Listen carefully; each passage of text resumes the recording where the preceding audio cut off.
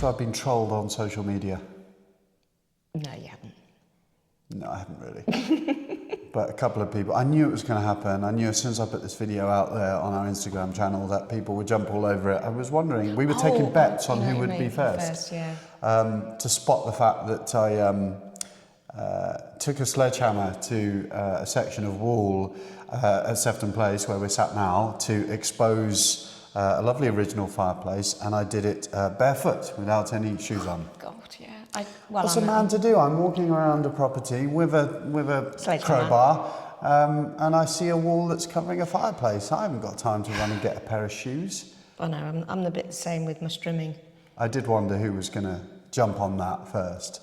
But if you hadn't guessed, or if you're watching this on the YouTube channel, we are back at Sefton Place. We've been here for a few days. We're actually looking at our longest stint, I think, aren't we? We're going to be here for almost 2 weeks, I think, now. Yeah, we are actually, Wednesday, we are. Again, we've been blessed with absolutely wonderful weather, so it's a beautiful place to be. We're living quite simply, but we're also enjoying everything that the surrounding area has to offer and getting to know the place. And again, lots of surveys happening. You can't lift a finger without doing a survey these days, can't you? That's what we're discovering. Can't I just hire a digger and get rid of those mounds? I'm sure I can. What's wrong with hiring a little mini digger? I think, as you can tell, we're just itching to get going with things. It's so frustrating when you've got to have another survey before you can do something, but we'll get there. We're going to cover that off later on in the podcast, where we're up to, what's happening with this particular project. I went to the, I don't know what to call it, the warning camp gentleman's social, I guess, the other evening. So Warning Camp is actually the hamlet or the village where Sefton Place is based. It's right on the outskirts of Arundel, which is why we talk about Arundel a lot. But Warning Camp is actually where we're located. It's a really nice little community. It's almost like the best of both worlds, isn't it? Because we can walk to Arundel in 15, 20 minutes and we don't have to park. We don't have to do battle with the A27. We're just in, and it's a beautiful walk along the river with the castle view. And there's nothing else to see apart from the castle and the cathedral. You know, you could be back in medieval times. So Arundel's super popular, and you get the drawbacks of that with traffic and congestion and parking and stuff like that. So it's nice to be just that little bit removed. But the guys, the gentlemen of Warning Camp, get together once a month, just as a sort of a social, and I guess, well, it was billed to us by the lovely Barry who organises it, that it was almost like a sort of men's mental health kind of exercise, if you like, but it's really just the guys in the village getting together, walking into town, having a curry and a few pints, and just having a catch up and a chat. And it was a really nice evening. It was really good. I'm glad I went. I'm going to try and get along to as many as we can. It's really, we feel very strongly, as we do with all the stuff that we've done, but particularly with this place, about being a force for good within the community, and Sefton Place really adding to Warning Camp and the wider surrounds rather than causing any issues. So it was really nice to get to know the people in the village, and I think it's probably useful for them to get to know us, because I can imagine that sometimes there's some trepidation and some sort of, right, who are these people coming in from the outside, and what are they going to be doing, and what are their plans for the place, and are they going to be causing disruption or changing up, all these sorts of things. So hopefully that was the first step in us sort of building those bridges, creating those relationships, so that we can reassure people that we're here for the good. There's absolutely nothing to be concerned about, and we really hope that this will be a positive addition to the village. We know it will. It's just, it's made me think, though, I do wonder whether actually we want to be quite proactively reaching out to some of our immediate neighbours, most of whom we've bumped into on various walks and stuff like that, and everybody seems lovely, but whether we should be reaching out to them to let them know what our plans are and to give them the opportunity to come around. I certainly extended that offer to everybody at the social the other evening, and to come around and just see what we're working with. And I think sometimes it's quite fascinating to see the insides of these buildings that you've never had the opportunity to see. So And also the transformation at the far end about what we're going to do, what it ends up being. Absolutely. And the parish meeting takes place here a couple of times a year, doesn't it? Or has done historically. We're keen to allow for that to continue. It was a really nice evening. It was good fun, good to get to know everyone. There's some real characters in the village, and we had a lovely Chinese. There's a setup where there's a pub right next door to a Chinese takeaway, and the pub doesn't do food, but they provide the menus for the Chinese takeaway, and the Chinese basically gets delivered into the pub. Great. So it's quite an informal kind of setup, but it was a really nice evening. And you're not to be left out. You are going to see The Greatest Showman. A screening of The Greatest Showman at the Lido. Is it Lido or Lido? I always say Lido. You say Lido. It's got to be Lido.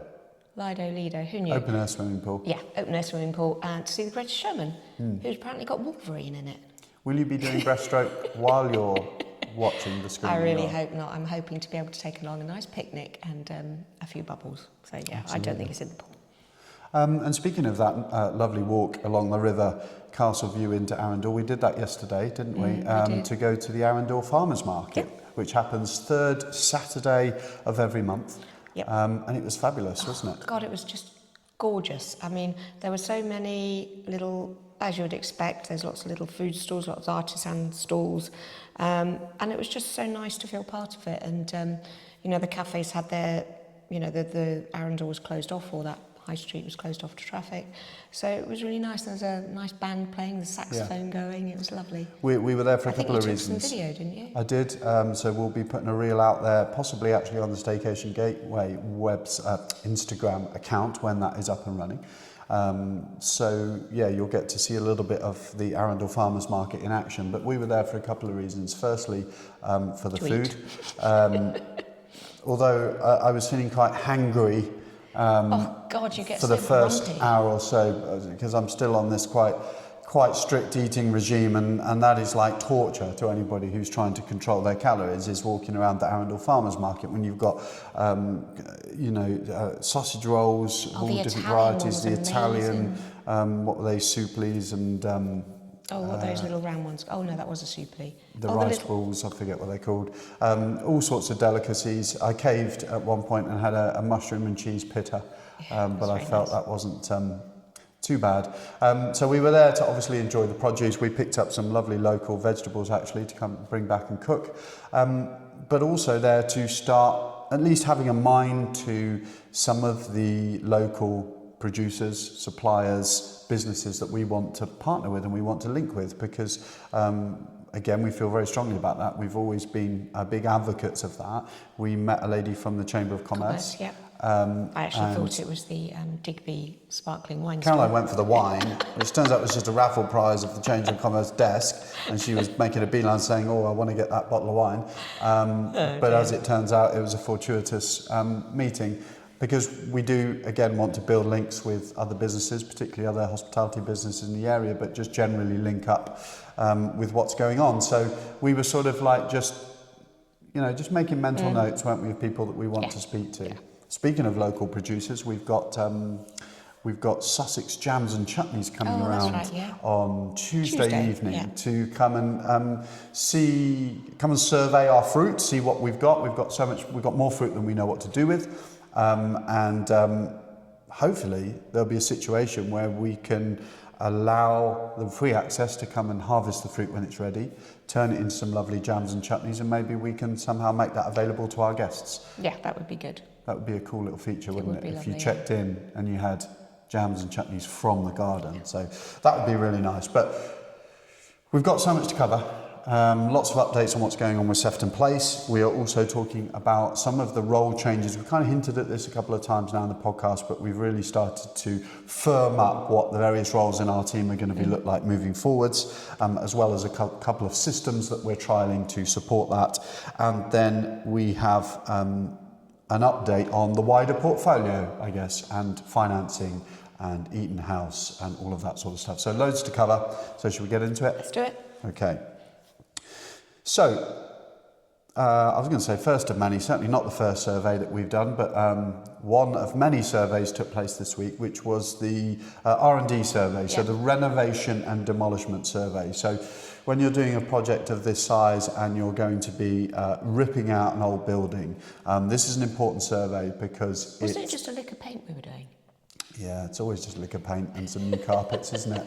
Apparently Couple not. of curtains. But no, they need to just make sure that everything's safe so that anybody that starts coming in and starts bashing into walls or, I don't know, going into loft spaces and cellars and everything else, so there's nothing nasty, particularly asbestos is obviously a big thing. So an asbestos survey is kind of part of an R&D survey.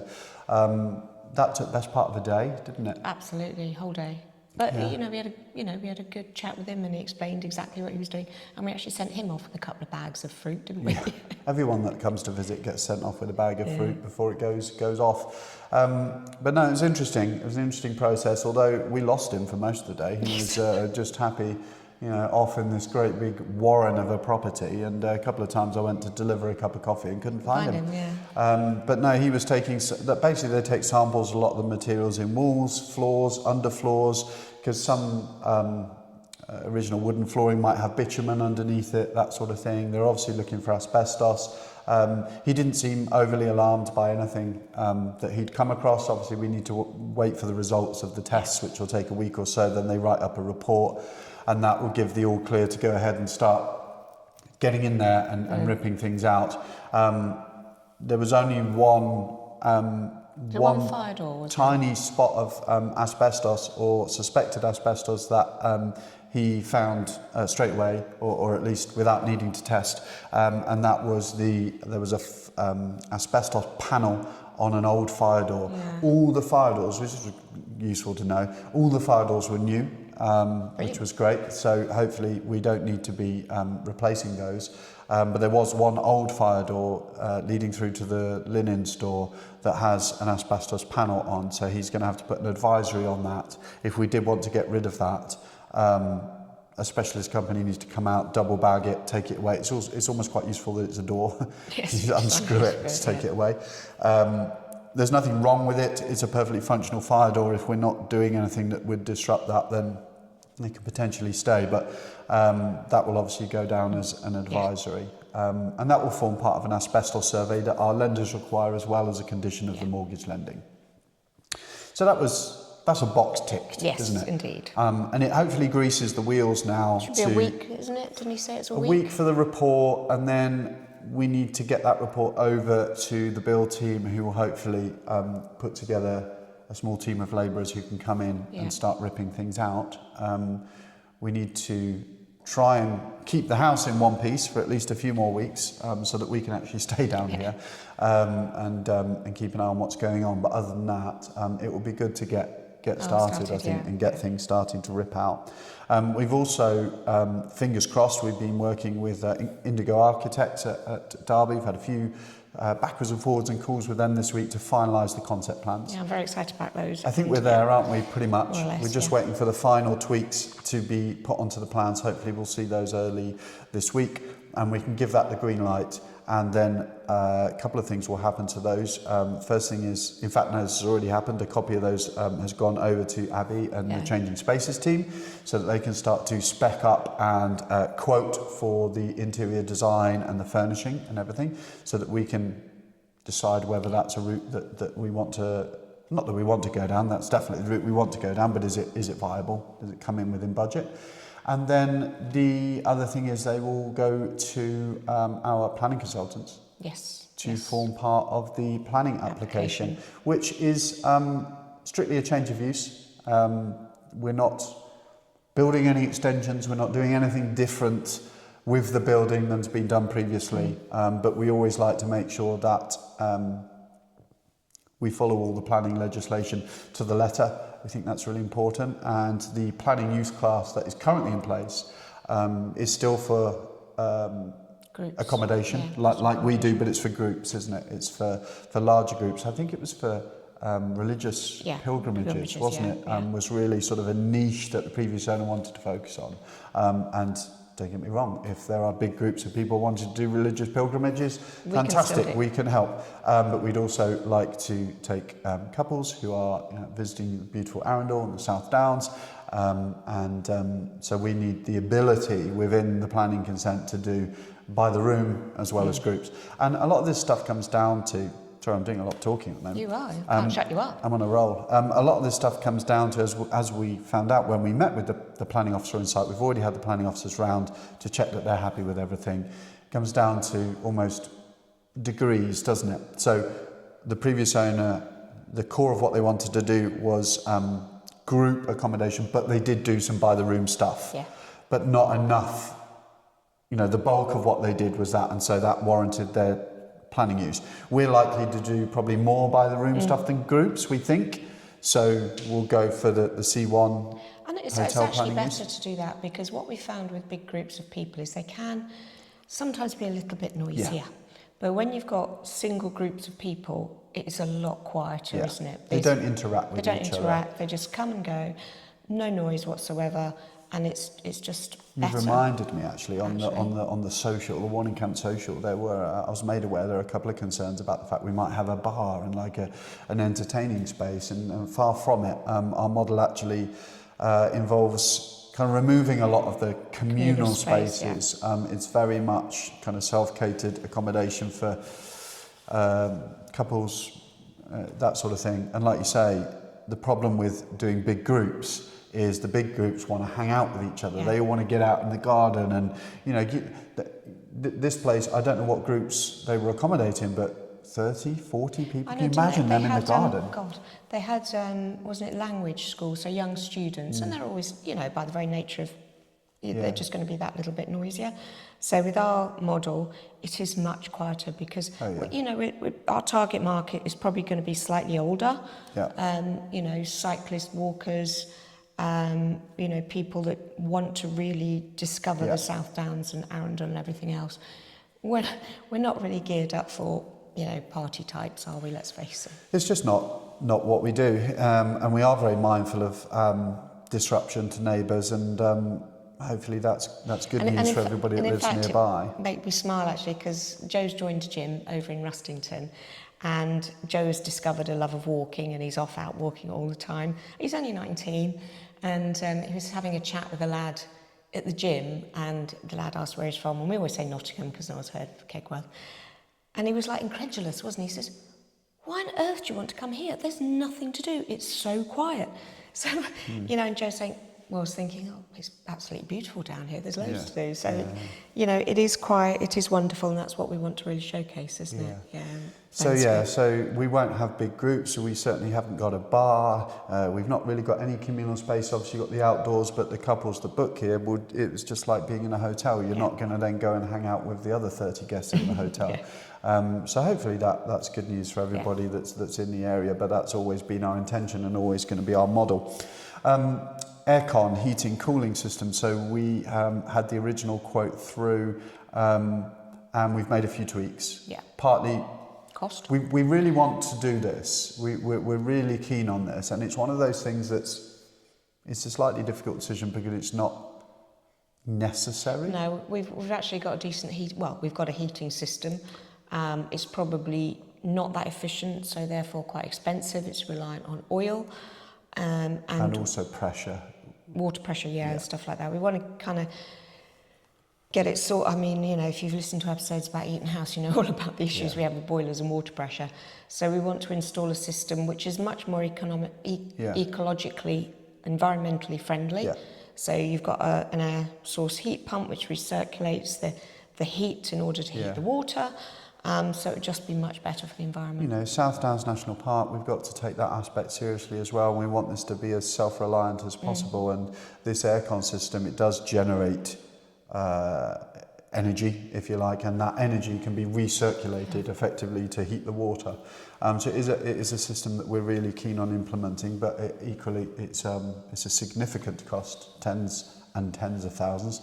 But we think we're getting there, don't we? Because we've decided, originally driven by cost, but actually once we realised it's more practical to have the house, so the holiday let element of the hotel, if you like, the section that people can book as a small family, to be on normal central heating with a boiler and with a thermostat. Because actually, in hindsight, it would be slightly odd to turn up having booked a 3-bedroom place for your family and have every single room air-conned and all that. That's not expected, it's not normal, and it does significantly reduce the price if we can take that section of the building out and just have the aircon heating, cooling system within the hotel rooms. Yeah. So we're getting there. We still need to bottom out the water provision, because the tanks. The recommendation seems to come back that we need 8 tanks. Maybe we do need 8 tanks, I don't know. But 8 tanks is a significant space requirement, weight, if they're going to go on any kind of first floor level, which would help with the water pressure. So we really need to understand that so that we can go back to the architect and say, yeah, the spaces we've allocated are suitable. I personally think, not personally, I have no expertise or experience, but going on the calculations that they put, because they worked it out, 17 rooms, but they imagined everybody would be having a shower at the same time. Yeah, with the double occupancy, which as in everybody, not just each room. We definitely need to plan for every room be showering at the same time, but 2 people having, well, it's not possible. Only one person can be in the shower. Well, I guess you could be getting frisky, but then you're only having one shower, aren't you? So yeah, it's. I think we'll get there. Yeah, I do too. I think we'll get there. It's good. We're able to bring a little bit of our experience as well, in that we want the wall-mounted control units, not the remotes, which will absolutely end up in suitcases and God knows where. So yeah, I think we're getting there, and I'm hopeful that we'll end up with a system that works and that we can bring in on budget. So that's exciting. That's very exciting. Yeah. I think that's everything at the moment for Sefton Place. Cool. I think. Brilliant. So we've put quite a lot of work into restructuring some of our team roles at Gateway Accommodation, haven't we? Yeah. Are you happy with the way the roles are shaping up? Yeah, I am. I think we've worked out everybody's skill set and everybody's, skills match their job. So I think that's really good. I'm excited for this. Great. It's a lot more, areas of responsibility are much clearer. This was all part of a process we've been planning for quite some time, by the way, a lot of it revolving around Lisa's role. So Lisa has been working very hard at training new virtual assistants. Anika, who's been with us for a while now, is doing amazing. Jennifer is onboarding really quickly. And the goal was always that once we had that coverage from the VAs, is that Lisa would be able to focus on more the engine of the business, as you were. And that's not something I've always kind of taken that on. It's becoming harder and harder for me to find the time to do that the way I know it should be done. And I get frustrated because I know I'm not able to do it as well as it should be done. So it's going to be a real relief, if you like, to know that someone's really got their focus on that, like day in, day out, on our strategy, on how we're optimizing price labs, etc. So that's going to be Lisa's role now. Purely head down, engine of the business, revenue management, pricing, strategy, all of that side of things, isn't it? And that means that we've been able to then carve out the rest of the roles and responsibilities amongst our amazing team of very capable VAs.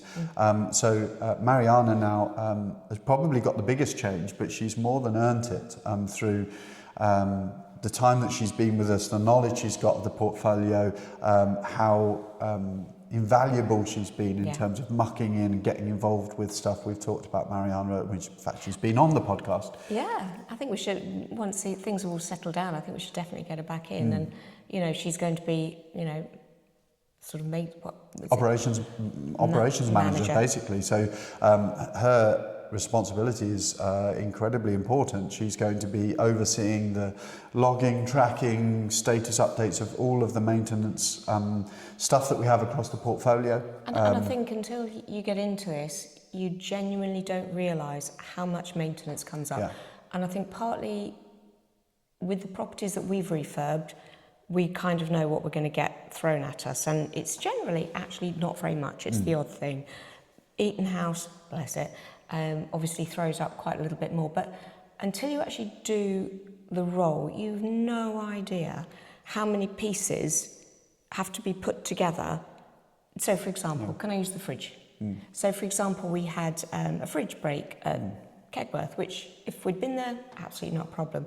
We're not there. So suddenly you're faced with, we've got a guest checking on the 19th, we've got nowhere to move them because we're full. We've got to get a fridge bought, delivered, measured. So the first thing was Kat had to go out and measure the fridge because we weren't there. Then we had the dimensions. Then we've got to get it ordered. We have to have somebody there to, in the wonderful world of Amazon, they give you this window, you've got to pay somebody to actually get it in, take the old one away. So it's all those moving pieces. Doing all of this remotely. Whilst you're trying to do guest comms. And that's just But also under time pressure, this is not like being a bog standard landlord. You know, we might have a window of a few hours, you know, to get something like this sorted. And if you don't get it sorted, you're potentially looking at refunds, moving people, that sort of thing. So, you know, we don't have that flexibility. So, yeah, it's that having Mariana driving that side of things, working alongside yourself is going to be brilliant. But it's also about being proactive. And I think that's really what we're keen for Mariana to take on here, is it's not just about firefighting. It's reducing the amount of firefighting we have to do by regular routine inspections, making sure that things are prepped for the winter, things are prepped for the summer, so that, you know, we don't spend loads of time running fans around, that sort of thing. It's kind of unforgivable, but it sounds like such a no-brainer, but that process has to be in place to make sure that whatever it is, 1st of April, bang, bang, bang, all of the units are prepared and ready for the summer. And that will reduce so much of the sort of guest comms and stuff that goes backwards and forwards, and the extra ask and cost that we have to put on our cleaning teams as well. So she's going to be operations manager, which means that with the best one in the world, she's not going to have time to continue the wonderful job she's done with the Stay Gateway socials. If you don't already follow Gateway Accommodation, by the way, it's worth a look. We do some quite innovative stuff over there around different ways to promote serviced accommodation rather than just your bog standard, oh, here's a nice review. You'll hear me quite often reading the reviews and reacting to them live on the Instagram channel. We have some fun memes and that sort of thing. So go and check it out at Stay Gateway. Or is it stay.gateway? I always forget. One of the two. Gateway Accommodation, search it, you'll find it. So she's not going to have time to continue that. So that means Annika, who was already geared up to be, and is already driving Staycation Gateway, the launch of the new website, which we've talked about, early September, by the way, first week of September, we've set a launch date. So watch this space, that's really exciting.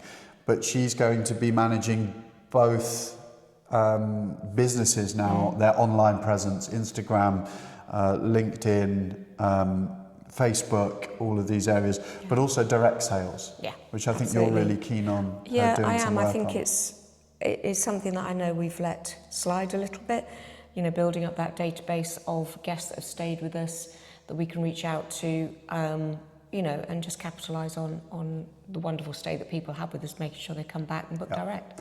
And then Jennifer is already training and gearing up to be sort of finance and compliance manager, but alongside that she's going to be onboarding specialist as well.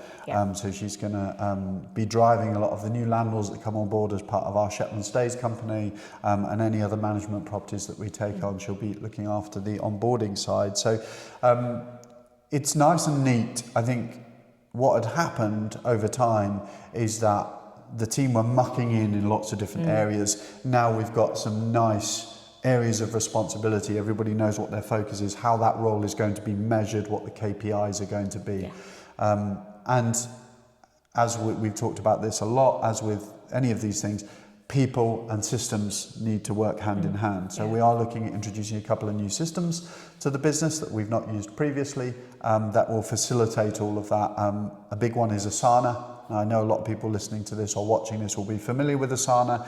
I'm very aware of Asana, but it's not something we've used previously. I've been going through demos, setting up our basic account, and I can already, my brain's going as to lots of different ways that we could use their workflow process kind of technology to make ourselves a lot more efficient.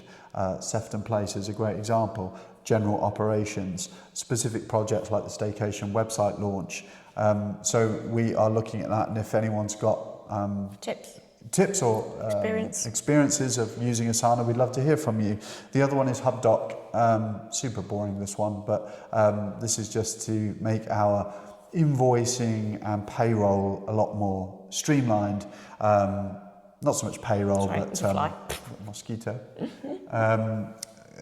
all the invoices that come in from contractors every month, it can be quite a slog to get through all of those. Whereas I'm hoping something like HubDoc, which links with Xero, will enable us to streamline that whole process and make that a lot more efficient.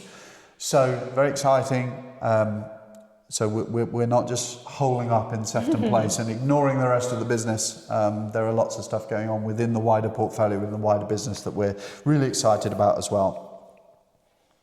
It's been quite some time since we've given everybody an Eaton House update. Oh, Lord, yeah. And that's for good reason, because it's been quite some time since we've had an Eaton House update. We haven't bought the place, in case you were wondering. Hugely frustrating, entirely out of our hands. Various things going on that the current owners are having to work through in order to have a clean title that they can sell to us. And we are pushing for another update, which we will obviously share when we've got it. But at the moment, we're hoping for a call this week. We're hoping for a call this week, but we are in a holding pattern at the moment, which is enormously frustrating because apart from anything else, we would love to be able to do some upgrades to the building, which it sorely needs. I'm really not looking forward to the prospect, which is looking more and more likely now that we're going to face another winter at Eaton House with some extremely knackered boilers, and we need access to those funds to upgrade that building and turn it into what we know it can be. So the reason for bringing that up is because we are also going through a refinance process with our blocks of apartments in Kegworth and Castle Donington, and part of that is to leverage some of the equity that we have in those properties to be able to put into this place. And that's kind of how we've always managed our portfolio, isn't it? We recycle cash and equity, release that, leaving a positively cash flowing property, but moving that capital into the next project where we can put it to good use. And it's quite a process, isn't it? It is. Well, for you, it's quite a process. Well, for both of us. But I have to prep a business plan, which I've got to do two of for this one. We're doing two simultaneous blocks. Luckily, they're a few miles from each other and have exactly the same target market. So there's an element of copy and paste there, but still all the financials need to be worked out. Because we've done this enough times now to know how these properties are valued. And they're essentially valued on a multiplier of what's called fair maintainable operating profit. And that is what we need to be able to showcase. Last 3 years of track record, what the properties have done, what our market is, what our model is. Invariably, we always, although we tend to use the same valuation company, we get a different valuer every time, who we need to reacquaint with the model and how it works. And yeah, it's quite a process. I'm anticipating a full day. Anyone that's done property in the BRR fashion, buy, refurbish, refinance, will know how important it is to make sure that you are present at the valuation and that you turn up with your valuation pack. Well, imagine that on steroids. This will take 8 hours, 6 to 8 hours in total, I would imagine, showing them through everything, sitting down, discussing the model, going through our full business plan, dissecting it in real detail. And also it's coordinating it with guests, and you don't have that much notice to be able to, for the date. We're pushing obviously for as soon as possible. Suddenly they'll come back and say, it's next week. And you think, oh God, so what happened with Eaton House, wasn't it? It was fully booked. It was so booked, we had to stay in another hotel. And so we couldn't actually get access to too many rooms. So I noticed you put a message out to the team to say, can you keep that clear? Blocked check-ins. For that day, just so that we've got access to as much as we want, because that helps. I think it helps enormously. I think it was quite frustrating. In hindsight, we should have done what you just did with this one, but then I don't think we had. We can't cancel bookings over it, and they do appreciate that. But we've got reasonable access, I think, this time, so we should get most areas covered, which is really good. But most of it comes down to the numbers. Most of it comes down to them agreeing with our justification around our calculations, and then they will ultimately choose a multiplier that they want to apply to it. So all being well, we'll get the valuation that we want, but it's quite a process to have to go through. So that's happening on the 27th of August. Just after bank holiday, isn't it? So we will feedback on how that goes. In fact, we'll have another episode where we'll probably cover some more of the prep that goes into that. I think it's really important, isn't it? Because that's the way we continue to grow. Yeah, absolutely.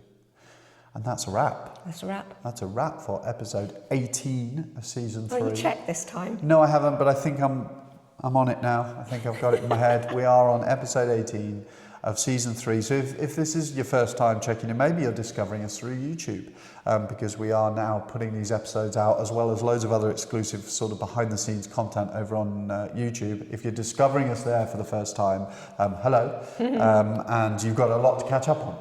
We haven't got all the episodes, all of the historic episodes on YouTube, so you need to head over to Spotify or Apple Podcasts, wherever you get your podcast fix, in order to check out the last 3 seasons of content and all the crazy stuff that's happened over the last, it's got to be 2.5 years we've been doing this, has it? Yeah, we started just as I left school, so yeah. A couple of years. So lots to catch up on. And as I said, check us out on YouTube if you haven't done it already. Also over on Instagram, because there's all sorts of exclusive content going out on all the various different places. It's not all the same stuff. So you need to be keeping an eye on all of that wherever it happens, particularly if you want some behind the scenes exclusive access to this amazing building a project that we're sat in right now. But other than that, thank you so much for listening to this episode. Thank you. And we will catch you on the next one. Take care. Bye. Bye.